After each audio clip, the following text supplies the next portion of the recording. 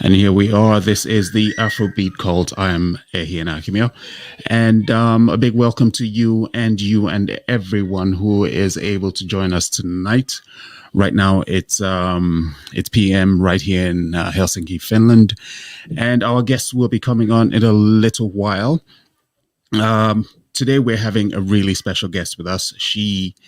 That's what we've been promoting. Her name is Blessing Enakimio. And her take is this. She is working on empowering women across Africa, helping them, teaching them, giving them the tools to build amazing wealth for themselves. Now, we know that across the globe, a lot of women, well, at least in the western part of the world, we know that a lot of women have started to find ways, really ingenious, really smart ways to go about running their own businesses. They have better leeway. They have greater access to a lot of opportunities, at least across the West. But in Africa, it's a totally different situation. The women tend to need to struggle more. They tend to have to face so many different kinds of challenges that kind of stops them and hinders their growth. And a lot of them tend to depend on men, not only in the business sector, not only in social services, not only in healthcare, also in business, in education, especially. It's 2021, and you would think that a lot of African countries, a lot of people now realize the need to make women a very, very important, very key part of the economy, a very key part in the development of their countries. But unfortunately, that is not happening the way that the world wants it to go. That is not happening the way that a lot of women want it to go. Now, when you look at the African history, when you think about how Africa has evolved over time, you will see that men still play a very key role in subduing a lot of the dreams and aspirations of women. Now, a lot of people will be wondering, okay, you're a guy, you're talking about this, you're propagating this issue, but it is reality, it is the truth, and it is something that we need to pay more attention to, especially in this day and age when a lot of women are showing the good, showing and delivering the good, showing and standing up for themselves and making major impactful changes across the globe. Now, this is the Afrobeat Cult. This year, we're doing something really very special, and we're teaming up. She's pretty ready now. I can see her from backstage. We're doing something really special this year, and what it is that we know that a lot of families around this time of the year are really not able to provide a lot of things for themselves. They're really not able to provide for their families, generally the children, and we are doing something, at least in the little way that we can, to support these families that exist.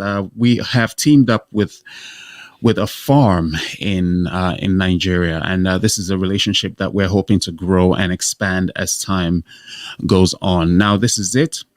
It is with a group called Litfe Farms in Nigeria, and we're doing something of a giveaway this year around the Christmas period. And they have, I have worked with them before. I have supported some of the products that they have given. And one thing I do know about them is their delivery time.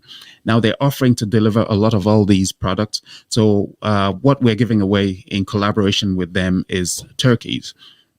They deal in livestock, especially, and they're based in Nigeria. We'll give you more information as time continues. But for today, we are going to be talking to our guest. Her name is Blessing Enakimio. Blessing, are you ready? Give me a thumbs up so that I can add you to the studio if you can hear me loud and clear. And she is there right now. So I'll just quickly open up her mic and her.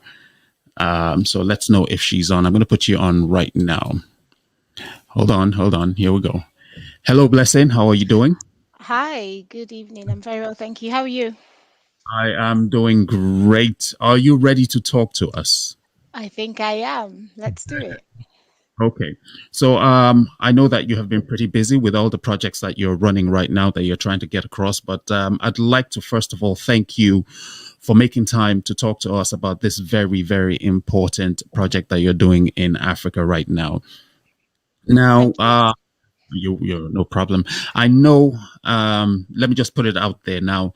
Blessing is not a stranger to me, and want to be as transparent and as open as possible on these issues. So Blessing is actually my sister-in-law. But she lives in the UK, and the reason why I decided, yeah, I don't blame you. And the reason why I decided that she is a person of interest for our show is because of the project that the push that she's currently on in Africa right now. Just as I had introduced you or introduced the stuff that you were doing earlier, we're talking about how you are expanding the reach of the possibilities, the opportunities. You're hoping to create a lot of opportunities for African women right now. Now, we will go deeper into it, but the first thing I would like for you to explain to our viewers, and not just right now on the live broadcast, which is on YouTube and Facebook, is to tell us exactly what these projects are about. I know there are several that you're engaged in. Give us Okay. a back. Okay. So I'll start by saying, as a woman, as a mother, as a wife, as a sister, as a child, there's so many hats we have to wear as women. So the background essentially is during lockdown, I found myself having to homeschool my three kids. And I realized that if I wasn't educated, it would have meant that my kids' education would have been compromised.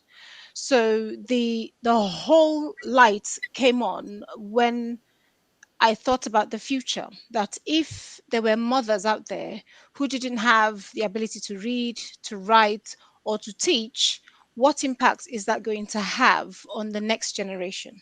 So I had a couple of conversations with my links at my local university where I volunteer as an enterprise advisor. And we had a few conversations around what the impact might look like on academic education moving forward post COVID. So that kind of stemmed up a lot of things, a lot of questions that we didn't even know, and we couldn't even answer the ones that we knew of. That's what led me to where I am now. So in the space where I work in Africa, I do quite a lot in the energy space. So again, used to be oil and gas, but now energy. We realized that when you progress in your career in the energy space in Nigeria, there are not a lot of women at the top level. Say, for instance, in the boards, and a lot Okay. of women groups exist, and they all are complaining that there are not enough female representation. So I sat with a couple of them, and I realized that the problem is that it stems way back again to education, Okay. because to be, for instance, on the board of directors in some of the top organizations, you have to have an engineering background. True. And then you would find that most women in the sector are probably in the humanities, so HR, payroll, finances, and they haven't studied engineering. So when you get to the top, there's a glass ceiling because you haven't got a background in education. Yeah.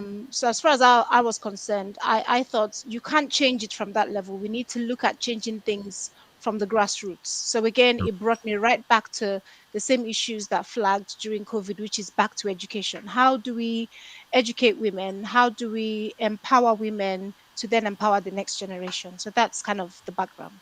Right now, you talk about Africa. You currently live in the UK. True. Yes, I do. Now, how do you gain trust? How do you gain the fact that, okay, you live in the UK, it's just another person that comes from there to come and save us in Africa. Mm, Uh, mm. where's the credibility in that? How do you make us trust that you won't just come and throw around a few brilliant ideas and then hop on the next plane and leave when things are not working out the way you want it? Now, Africa's a different playground. So, how do you build confidence? How do you build trust? How do you uh, teach the women in Africa to trust that the ideas and the projects that you're bringing along will actually help them? I think the first thing really is coming off that high horse of, oh, I'm from the world, therefore I've got something to offer that's better. There's so much ability, skill, expertise, experience already in Africa, either those who've come back from diaspora or those who have been, born and raised in Africa. There's so much potential. There is just so much. They are ready. They're just looking for the opportunity, so to speak. So I think it's not a case of me coming as someone who has the solution. I don't have the solution. All I've come with are both ears to listen and to hear. And the famous saying that you cannot solve a problem with the same consciousness to which the problem was created. So I haven't come in with solutions. I've just come with a different consciousness, so to speak, to say, okay, I'm listening to what you're saying. This is what you're saying. Can you hear what you're saying? What do you think the solutions are? So more of a handheld. You have the solutions. You can solve the problems. I'm just here to facilitate. I think that's my stance. So basically, some kind of a partnership with those on the ground. Yes, everything we do is really is people on ground doing it for people who are on ground. It's not me bringing in any magic powers at all. So, which groups have you worked with, or do you have some company, some agency that you run personally? What's the platform? How you going about impacting Okay, the life? I think that's a very important question. The key thing here to understand it is collaboration, because again, a famous African saying, if you want to go fast, go alone, but if you want to go far, go together." There's nothing you can achieve in Africa, from my experience, if it's all about collaboration. So I'm part of a very, very wide network called the Commonwealth Businesswomen Network, the Nigerian branch and the UK branch as well. Again, as the name suggests, it's from the Commonwealth, so it stems Mm, from the UK, but it spans across 54 countries. So that's a okay. very large organization with a large database, with some strong influences and strong women. So coming together with that group, I've been able to establish a very great stance in the energy sector in Nigeria.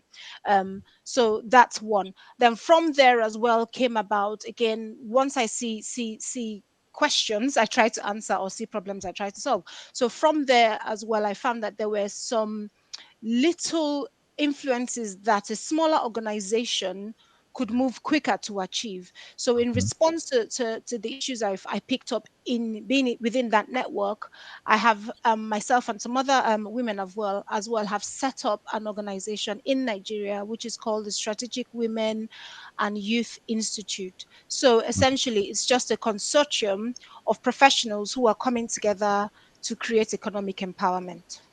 Okay. Okay. So, what level of resistance have you met so far, or has it been Oh, smooth? I want to say it's been smooth sailing, no problems. No, that would be a lie. um, the resistance has been from within. We are always our own worst enemies. But again, it's back to a limited mindset. So I would say the resistance, the issues that we have come across, or I have come across personally, has been mindset issues.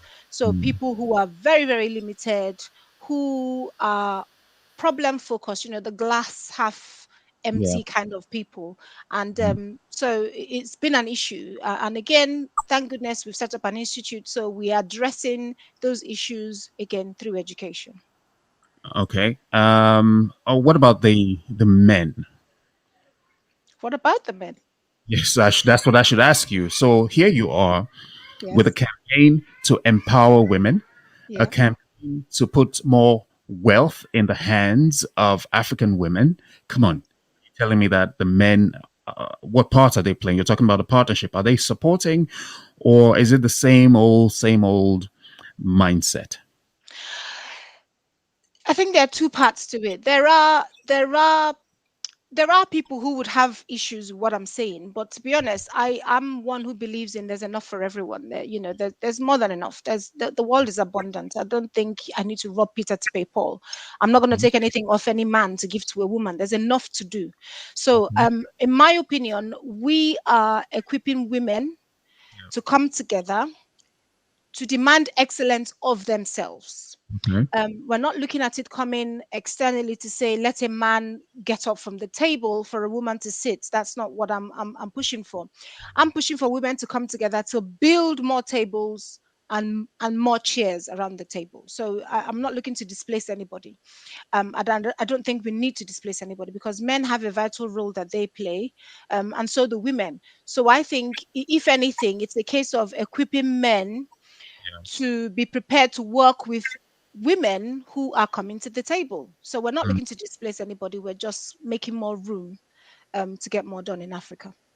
Okay, give me a bit some more specifics, right? I want to know about the when you say energy sector, what part of the energy sector? I mean, it's a really wide area. So could you tell me more about it? What are you? What, Okay, so I'm part of an organization, Brevity Anderson, and I'm the director of events for Brevity Anderson. And we have the contract with the federal government of Nigeria to run the annual Energy Summit, so the Nigeria International Energy Summit, which runs once a year, and the next one, the fifth edition, is coming up from the 27th of February to the 3rd of March.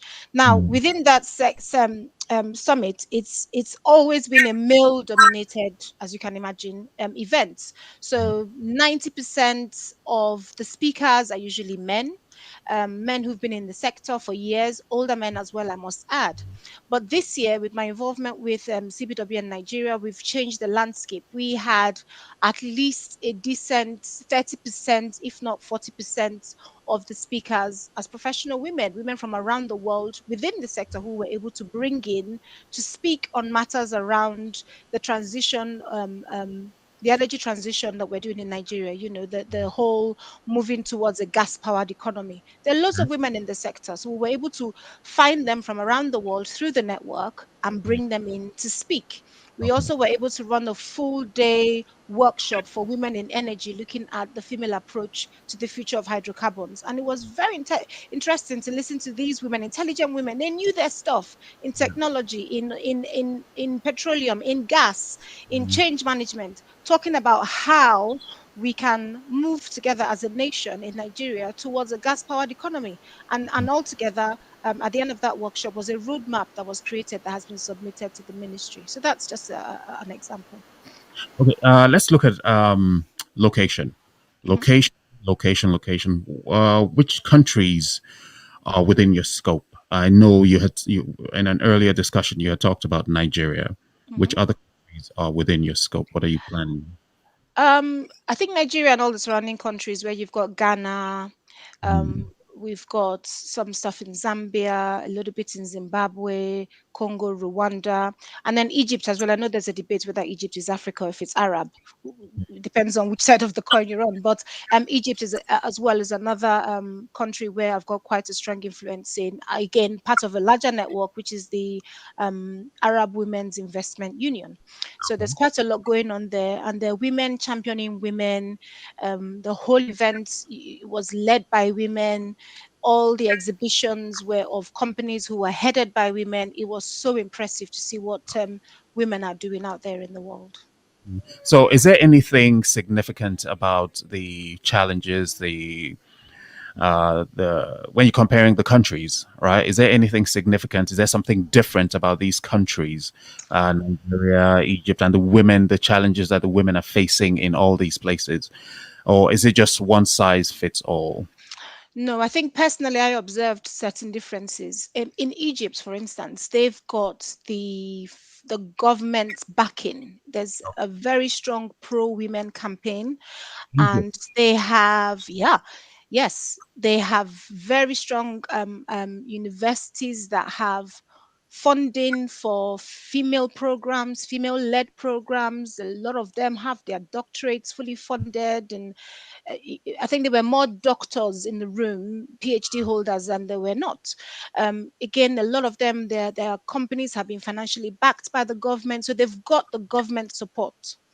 Mm, Now, take it over to Nigeria. From my experience, when you go to present yourself for a bid or for a contract, they would often suggest you put a man forward. They might say it's a man's world. Maybe make sure there's a man on your board. Make sure you have a rep who is a man to go forward for you.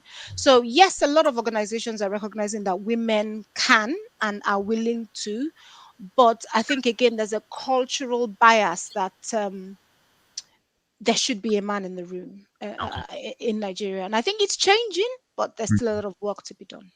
Okay, we're still comparing the other African countries. We've talked about Egypt. What is different between Nigeria and Ghana, for instance? What's this? What's the plight of the woman in Ghana, for instance? Why would that be an interest to you? Again, with a country like Ghana, they've made significant improvements over the years, and there's a lot of shift towards, shall I say, technology in the country. So I would say, for me personally, it would be again to open up the conversations to create more experiences for women cross border. Mm, For me as a person, to learn new cultures, new ways of doing things that is different from what I know, but mm, also for the women that I'm with, or leading, or being led alongside, to realize that there are different ways to achieve the same goal. And mm. again, to broaden our horizons as women, I think it's good to interact with people from other countries. Okay. Your background. What is Mhm. your background? I know. Oh, Yes. What is your okay. background? How did you? What Okay, is it? so my background, I would say I'm an educationalist by profession. I'm an educationalist. So that quickly stemmed on from academic teaching to workplace learning. So I transitioned into workplace learning, and from workplace learning, I moved on into adult learning, adult education, which then led into conferences and education, and then into business. So I've had a variety of shall I say, jobs, opportunities Yeah. across these platforms. So for me, I would say yes, being a teacher, being a lecturer, being a businesswoman, being a business owner, being an entrepreneur, being a Mm, director, they all come together to make me who I am. So my background, again, I would say, is education, and I stick to it because I'm very keen on learning. I'm a professional learner myself. mm. Um, is what drives me, as opposed to push for excellence from myself and from others that I work with. Yeah. So now, Blessing, Mhm. Africa, huge, immense challenge for anybody. Why didn't you just, you live in the UK, it's an Mhm. easier thing for you to just, work and do. Why did you decide to go and take on? Look, even I talk about it. I tell a lot of Africans, say, look, before I even step in that direction, I'll have to think about it over and over and over again. Why do you decide to pick on Africa? That's a huge undertaking. Okay, I'm doing what I can where I am here in the UK. I'm doing quite a fair bit of business and volunteering as well here in the UK with my local universities, my local colleges, and local organizations. So I'm doing that already. However, we're all we're all taught the same thing, isn't it? Don't forget where you came from. You Yeah. know, Okay. you cannot forget where you came from, no matter what, no matter who you are, where you get to. Our upbringing is that you must never forget the hand that fed you. So at some point or the other, we all look back to see where did we come from and what can we offer. So I think for me, I always wanted an opportunity in Africa.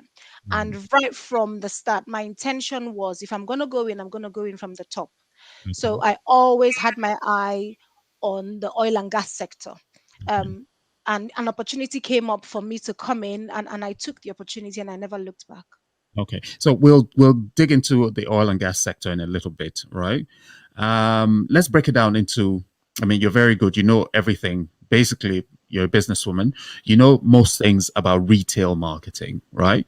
You know the uh, itty teeny tiny little bits of it. So how does, for somebody who doesn't understand so much, how does the average woman on the streets, besides the highly educated ones, how does the average woman on the street, how does she benefit from the stuff that you're doing in Africa right now? Okay, that's a good question. With SWI, the way we've set it up, that Strategic Women and Youth Institute, we have set up programs that range from free Zoom sessions, free one to one sessions, free hands on training, all the way to doctorate degrees at an international university. So we've Mm, got a varied range of offers and support available, be it free, be it complimentary, be it sponsored, or be it paid for. So there's someone on our board who you can identify with, because we've got a spectrum of women. We've got high level market traders, we've got women who own energy companies, we've got women who manufacture furniture, we've got someone on the board who runs a cleaning company. So we've Yeah. made sure we've mixed it up a bit so that we're not Yeah. just targeting a certain type of African woman. So I think Okay. we've as women, we've kind of come together to say, okay, if it's a consortium of women, let it be open for all. So I think we've got something for everyone. Okay. So back to the energy sector now, right? In a period in the whole world when people are talking about fossil fuel, and look at the price of gas today, right? Mhm. And we're talking about clean energy. How does that factor into the work that you're doing right now? Okay. Like I said, it used to be called oil and gas. Now it's called energy. So again, that clear definition of name has happened, where we've changed from being energy, from being oil and gas to being energy. So thinking about it on a broader scale, Mm. fossil fuels, I think in Nigeria is not going away anytime soon. We have to be politically correct and Okay. refer to it as the energy sector, as we are, and everyone is rebranding to do that. That's Mm. fine. However, um, there's no way that Africa is ready to go green tomorrow morning. Okay. And I think we have to be honest with ourselves and Mm. accord ourselves the time we need to make the transition. So, for instance, in Nigeria, the mandate is for us to get to a gas powered economy by 2030. Okay. So it could be here in England, we're not even talking about gas anymore. We're on electricity and electric cars and all of that. Mm. Nigeria is nowhere near that. So we need to bear in mind that everyone is on the same journey, but we are different places because we started at different times. So I Okay. think the conversations around fossil fuels might not be headline, but it doesn't mean that the conversations are not still ongoing. Okay. So where's the next big step for you? You've done Nigeria, you've done Egypt, you've where else? What's the next big plan? 2022, 2021 is basically done, Hmm. right? Yeah. What are we doing? I think I've done a fair bit of events here in the UK that highlights or showcases Nigeria. I still want to be able to showcase Nigeria to the world. So I still Mhm. want to present Nigeria as a good place of investment. I want to bring investors from around the world into Nigeria. So for 2022 is the contacts I have made in Egypt, in UK or anywhere else that depending on wherever I have met them, I've invited them in to come into Nigeria. Now I've presented to Nigeria to them. I want them to actually come. I want to host them in Nigeria for them to experience Nigeria themselves and then bring their investments into Nigeria. So that's my target So really for mostly next more investment in Nigeria, I guess, right? into Nigeria. Yeah. So be it Nigerians in diaspora or other Africans who might be Mm. around the world, or even non-Nigerians or non-Africans, it's to promote Nigeria as a decent place Okay. to invest. I think Okay. that's What my about target for feedback? next year. What kind of feedback are you getting right now from based on all the work that you've done? What's the response right now? The major feedback I would say that has been the highlight of my year is I overheard a conversation in the lobby after a presentation I made of a lady who was talking to her peers, and she was saying she she has seen Nigeria in a different light, and now she wants to visit Nigeria. So I smiled. So for me, that was a very good feedback. And another investor as well, who is from Jordan, Yeah. who said he's sold, definitely coming to Nigeria, early part of next year. So for me, that's the feedback that I'm getting with the work I'm doing, and I'm happy to be an ambassador for Nigeria, even though self-appointed, to promote my motherland as a good place for international trade and investment. Let's just hold on. I got a comment here from one of our viewers who says, Ehi, you hear that? Fossil fuel isn't going anywhere soon. That is a source of worry for a lot of people. Is that something that you want to take away with you today? Are you confident that that's something that you want to talk about, or is there hope? It's let's put it this way: it's a fact. Okay. We can't switch it Yes. off and turn on electricity tomorrow. We can't. It's just a fact. But I'll be politically correct and say we are pro energy, and that's what we're doing, going for greener fuels. Yeah. Mm. Okay, so we're talking about the feedback and all that. Now, um, what impact? What are you doing in the UK right now? Exactly. Could you spell it out? What are you doing in the UK right now? What steps are you taking in the UK to get more people involved? You said you want to take more investors into Nigeria. How? What steps are you taking to do that? I mean, a lot of people. Nigeria is one country where people don't really trust that they will get their money's worth. It's like with all the stuff about corruption, with all the stuff about governance, with all the stuff about the what are you doing? What steps are you taking to make sure that the 2022 dream that you have online will come through? Okay, so what I'm doing is working with the governing bodies in Nigeria. So, for instance, NIPC, to bring them, as well as the Minister for Investment as well, to bring them to the UK. They were here probably this year or last year as well. We had an event out here, UK Nigeria Investment Show. We've had UK Africa FinTech Show. We've had a few shows, but I'd like to do it again next year, probably around October, around Nigeria's independence month, to Yeah. bring Nigerian government, the investment government out here, and some pre-approved investment opportunities that have been vetted and approved out Mm. here, so that the diasporans can come together, meet with them, have conversations around them, also bring the Bank of Industry out where possible, to look at what are the requirements for investing in Nigeria, what are the securities in place, and how to get your money's worth, I suppose, Yeah. from your investment. So that's kind of what I'm planning, is to almost like take Nigeria on a roadshow with a hand picked selection of organizations or companies that I know that are viable for investment, really. So are you only focusing on energy? Are there other No, areas? oh no, no, no, no, no, no, no, not necessarily. That's not. For instance, I've got a client, Urban Shelter Nigeria Limited, which is a very, very, very, very large realtor in Nigeria. So I took them with me to Egypt, which was very good. So again, I'm thinking about bringing them out to the UK to perhaps do a tour of the UK as well. It's a viable option to invest in real estate in Nigeria, and they provide multi-use properties. So that's an example of a client that I'd like to bring out, and as well as others as well that I've got in the Mm. pipeline. What about agriculture? That's a very good question. We were looking at doing something this part of the year, but it didn't happen again because of change in government as well in Nigeria, in the Ministry of Agriculture. That's something in the pipeline. There's a lot of growth in Nigeria, and Nigeria on its own has, as a government, they have a big mandate around agri, and it's something I'd like to tap into. So I think watch this space. We might have a large international agro show coming up next year in Nigeria, You heard it here if first. it's plan. You heard it here first. Okay, so we started out with the issue of education. You Mhm. talked about education.